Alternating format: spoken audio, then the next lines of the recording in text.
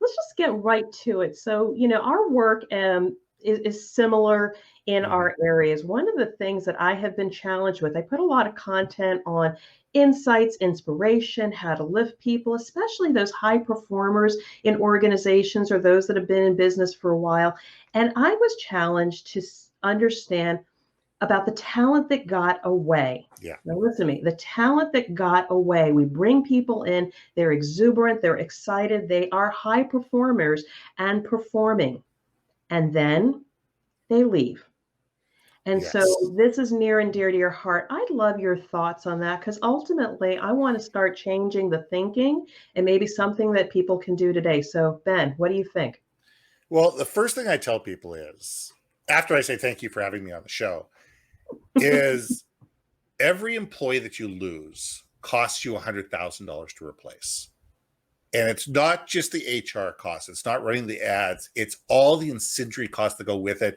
It's the fact that your other employees are short-staffed. It's the fact that, good employees take customers with them. They take other staff with them. There's lots of things to consider. And we need to be thinking about that. And the other thing we need to be thinking about as business owners is we're not going to keep staff forever. We need to get out of that mentality. We need to get out of the mentality that our employees are going to be with us for 25, 35, 45 years. Yes, it happens. Absolutely, it happens. However, we are in a society and we are in an economy now where people want to be learning. They want to be advancing. They want to be learning. They want to have different experiences. They want to have different challenges. And not every company, can afford to constantly be giving every employee the experience that they need to get them to the next level.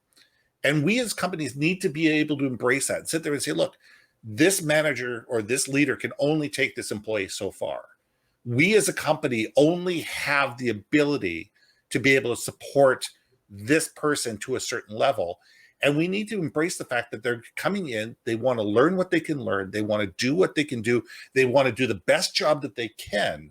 And when they don't feel that they're learning anymore, if they don't feel they're appreciated anymore, if they don't feel they're listened to, understood, and valued anymore, they're going to go elsewhere. And they may go somewhere else, learn a different skill. And guess what? 5 or 10 years, they might be back at your work because all of a sudden they've learned skills and you've followed them on social media and you've connected them and you've kept connecting with them.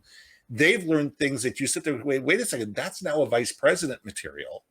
Let's bring them back. So we need to get out of the mindset that we can take every single employee along every step in their journey and realize that people are going to do what people need to do. They need to grow. They need to experience. They need to see different things. And we need to think of our lives and our companies in project mode instead of this long-term continual, the person's going to be sitting there banging that same hammer on the assembly line for the rest of their life. Because it's a different world, it's a different mentality, and we need to be able to support that. And I want to get into onboarding with that. There's lots of things to consider, but I'll leave it there. We can move forward. That's such a shift in mindset of thinking that, we may only have this individual for 2 years, 5 years, 7 years, if we're lucky in this day and age.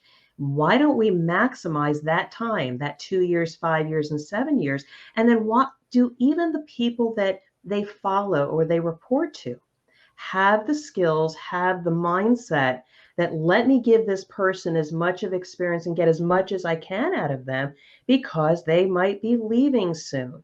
I mean, do the leaders in the organization even have the skills to be able to continue to develop and train and They keep them don't. engaged? So, That's a big challenge, is that throughout corporate North America and probably around the world, the Peter Principle still exists. We promote people to their level of incompetence. We sit there and say, well, we need to give this person a title bump because if we don't give them a title bump, they're going to leave. But we don't give them the training. We don't give them the support. We don't enable them to succeed in this next role. We just give them the title bump because we figure if we give them the title bump, they'll be happy for another 6 months or a year. And that's the problem, because all of a sudden you now have a bunch of managers or leaders or whatever you want to call them that are totally and absolutely ineffective. And what are they doing?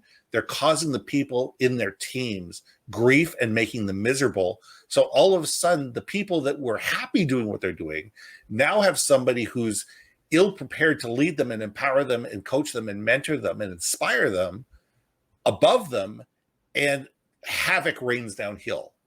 So we need to sit there and say, if we're not willing to support our people, if we're not willing to train our people, if we're not willing to empower our people, we're definitely going to lose people.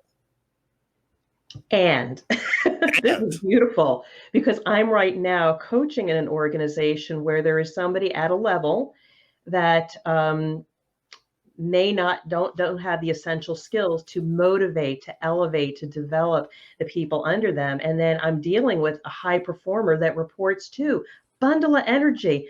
And I'm worried, am I going to be able to help that person either rise above all of the lack of support, or are they going to leave? Now, I'm happy to help them. I hope they're successful, because they will leave if they're not feeling like they're making an impact. People will only bang their head against a wall so far. We're telling them they have the control to leave and find a different path out. But we need to communicate that. It's setting people up for success. And how you set people up for success is not by burying your head in the ground and saying things will work out. We need to communicate openly and honestly within companies. If you have somebody in a leadership position that is causing havoc, if they are the bottleneck in the company, we need to have those open and honest conversations with them, because it's not just them. It's what other issues are they causing throughout the organization. And you're right, you have these high-level performers that report to this person that are frustrated, and not only are they going to leave, but all of a sudden that really good customer that they brought in is going with them. And that really good sales support person that works with this person is going with them. And maybe 3 or 4 other salespeople that sit there and say, you know what, you're working over there and you're being treated better. Are they hiring? Absolutely. Can you bring up? Yeah, I got a bunch of clients I can bring over. Let's go. And that can happen for marketing. That can happen for ops. That can happen for anything. And so now it's not $100,000 problem. It's maybe $1 million problem. After tax. U.S. or Canadian? U.S. Let's it could be euros for all we know. It's one of those things. It snowballs so quickly because people are afraid to deal with the problem. People are afraid to sit there and say, well, Sally's been with us for 15 years. And you know what? She's always been loyal, and we just got to keep her. We just got to find a way to keep her. But people don't do what it takes to keep her and be able to do it properly. They just kind of forget about the situation. Just let Sally do what Sally does, because we don't want to upset Sally or John or Alan or whoever. But when you do that, you're creating absolute havoc down the line. And that's what most leaders and senior people just are not appreciating, is how much havoc gets created because you have one person in the situation that is just an ineffective leader, doesn't understand how to lead, tries to manage people instead of manage process, and doesn't understand how to lead people effectively. Now, I've got a question for you, and this you're giving me some therapy right here. I am working with an individual high performer, and sometimes they should really be the leader, but they're not in that role. So I advise them, manage up, start coming forth with your ideas, make your proposals, start thinking of yourself as the leader. You eventually will be perceived as the leader. Is that good advice, or are they wasting their time because the leader is just not going to change? What are your thoughts? It depends on the organization. Okay. I think it's excellent advice. I think that my attitude is leadership is a mindset. It's not a job title. We all have the ability to lead. We all have the ability to sit there and say, and step up and sit there and say, you know what? I've got a team of people around me. How do I help make that team better? Obviously, my leader, my manager, whoever it is not doing their job. Maybe I'm going to take it with it amongst myself to sit there and say, what can I do to make sure the team's motivated? What can I do to make sure the team gets support? What can I do to be to be an example for people? And I think that those are good things, and good leadership will recognize that and be able to hopefully promote that person and be able to sit there and say, you know what, this is a better person for this position than the current person that we have.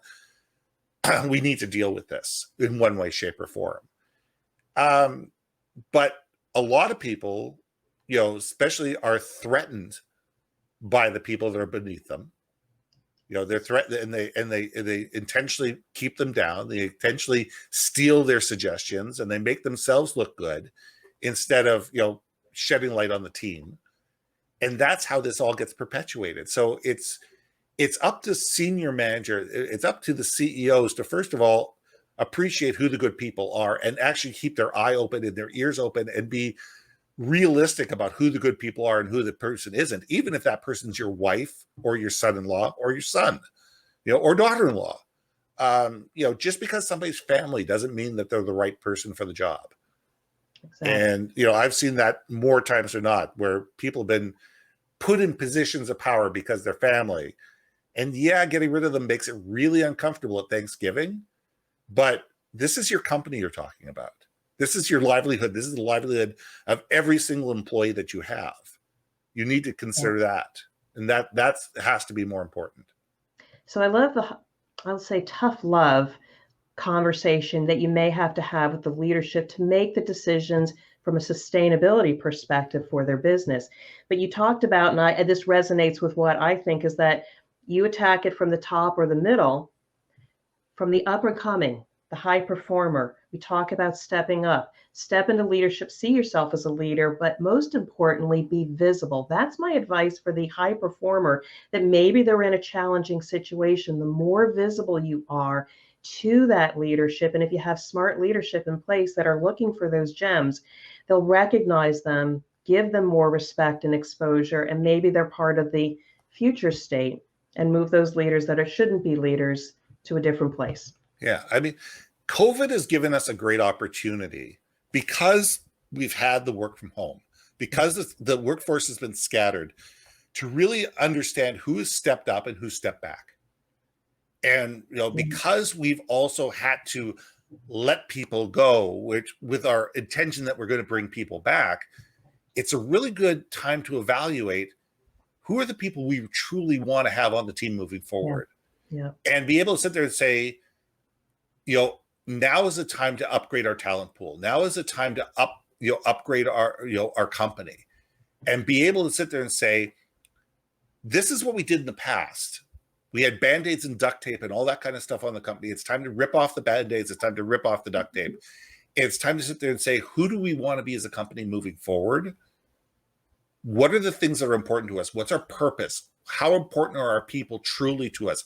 How important are our clients and our vendors to us? And be able to make the changes within the company now to be able to set yourself up for success moving forward. Because those are the things that are, as we come out of this, as we move forward, as we move to from the darkness to the light, it's going to make us a much more attractive company, both to attract new talent and also for our clients and our vendors to be able to support us. Yeah. Amazing advice to the leadership in these organizations. You have a perfect opportunity now.